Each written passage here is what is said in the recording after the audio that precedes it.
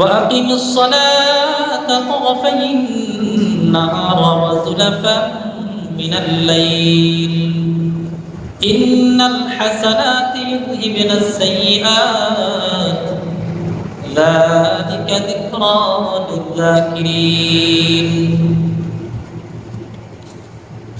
আল্লাহ রাব্বুল আলামিন তার কালামে পাকের মধ্যে ঘোষণা করেন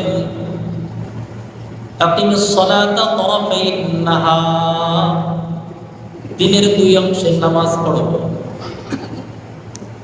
দিনের দুই অংশ, প্রথম অংশে ফজর ও যোহর এবং দ্বিতীয় অংশে আসর। ওয়া যুলাফাম মিনাল লাইল, আল্লাহ রাব্বুল আলামিন বলেন এবং রাতের এক অংশে, রাতের প্রথম অংশে মাগরিবের নামাজ এবং ইশার নামাজ আদায় করো। কোরআনে কারীমের মধ্যে নামাজের কথা আছে না? পাঁচ ওয়াক্ত আছে, শুধু সঠিক জ্ঞান দরকার বের করার জন্য। আর এই নামাজ এত দামি নামাজ বলে বান্দা যে গুনাহ করে, এই নামাজের মাধ্যমে বান্দার গুনাহগুলোও মাফ করে।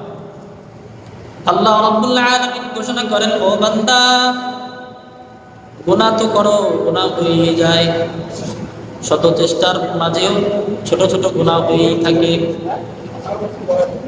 আল্লাহ রাব্বুল আলামিন বলেন, ইন্নাল হাসানাতি ইউযহিবিনাস সাইয়্যাত, তোমাদের গুনাহগুলো যেন খুব সহজেই তোমরা মাফ করিয়ে নিতে পারো, এজন্য এই নামাজ রেখেছি, নেক আমল রেখেছি। ইন্নাল হাসানাত, নিশ্চয়ই নেক কাজসমূহ, ইউযহিবিনাস সাইয়্যাত, পাপ সমূহকে দূর করে দেয়। গুনার কাজকে কি করে দেয়? নামাজ ইউযহিবিনাস সাইয়্যাত, দূর করে দেয়।